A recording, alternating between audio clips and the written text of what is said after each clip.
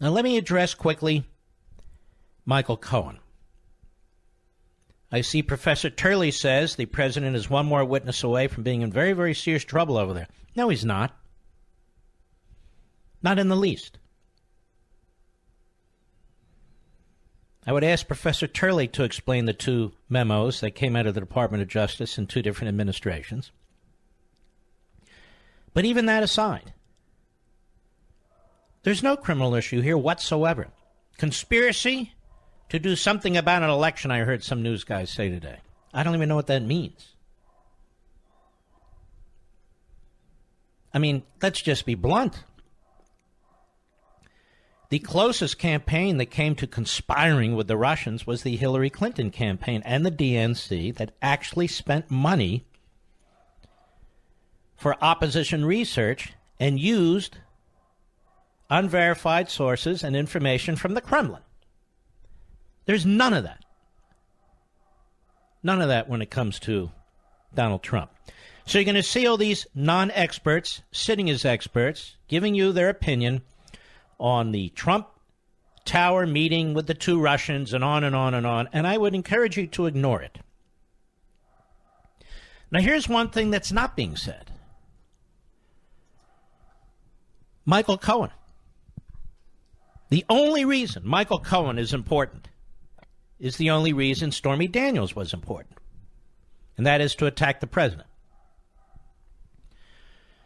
Michael Cohen either will be or should be disbarred. He's a desperate man. He has done something, apparently, for which the feds are investigating. I keep hearing about these medallions and taxis. I don't know what they're talking about.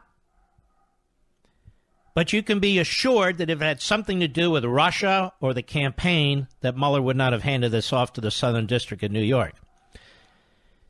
But there was a piece just a few days ago in the Washington Examiner which raises issues that I've been looking into myself. Michael Cohen's tapes of Trump could get him disbarred, experts say. Now, that doesn't bother CNN. Any Stormy Daniels in a storm, that's fine by them. Attorney Michael Cohen could lose his law license as the result of secretly recording former client President Trump, experts say. And when I read this to you, when you think about it, understand why it is so vitally important to have a lawyer who keeps your information confidential, the principle of attorney-client privilege, and attorney work product. Because otherwise, you cannot get a fair case, a fair hearing, a fair trial, if you cannot have a lawyer who is 100% your advocate. Now, if you hire a lawyer for the purpose of committing a crime, that's a different issue. But that's not what took place here. Despite the most aggressive and egregious spin by certain phony pseudo-reporters on CNN and MSNBC. You are allowed to pay somebody to be quiet in the course of a business transaction, in the course of your personal life, whatever it is.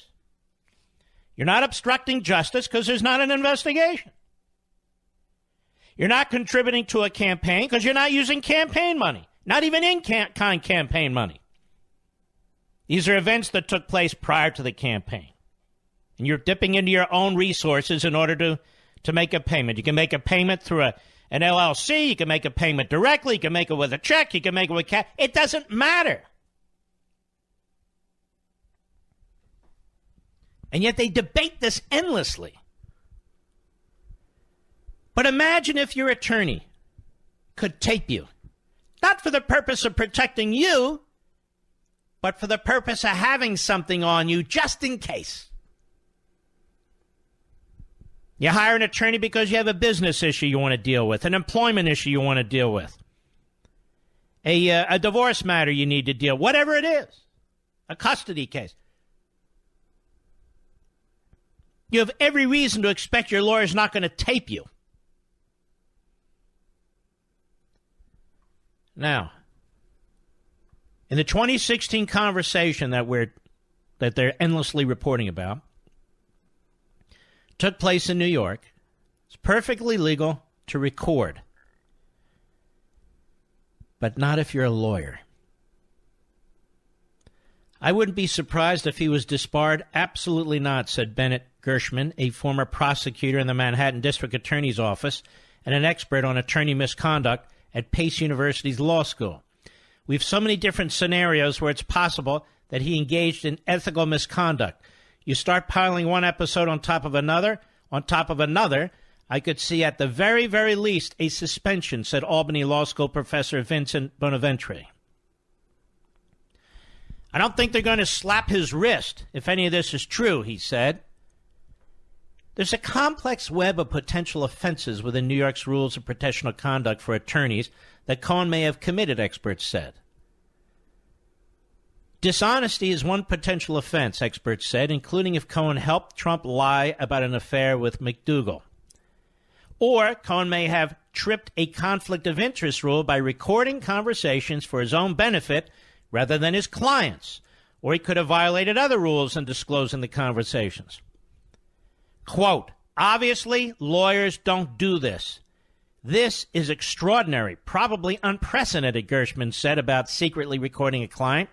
The only reason he would do it is to protect himself. And protecting himself over protecting clients is something lawyers are not able to do. It's unethical.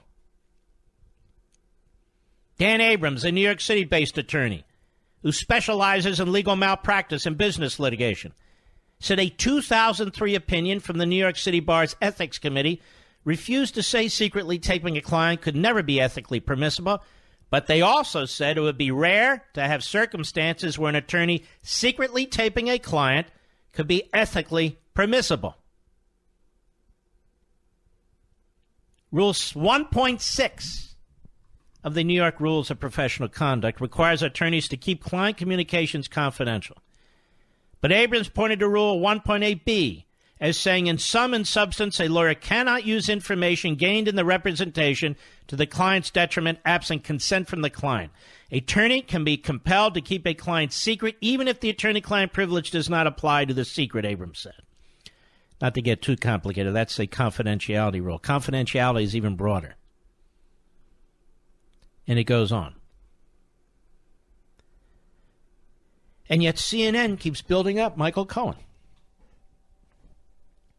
They keep building the guy up. He's absolutely disreputable. Whether or not he has formally violated any of the rules for practicing law in New York State, and I personally believe he has. Just my opinion. And that will eventually catch up with him. And when Giuliani goes on TV and he says he's already a dead witness, this in part is what he means. This in part is what he means. He's absolutely untrustworthy. And this kind of information would come up in any trial. But a trial for what? A trial for what? No offense has been committed by the president. I'll even go further. An indictment, by the way, is not a conclusion of the matter. No offense has been committed by Don Jr. or Jason or Kirshner. No offense has been committed by anybody in the senior echelon of the Trump world in this regard. I'll be right back. Mark Levin.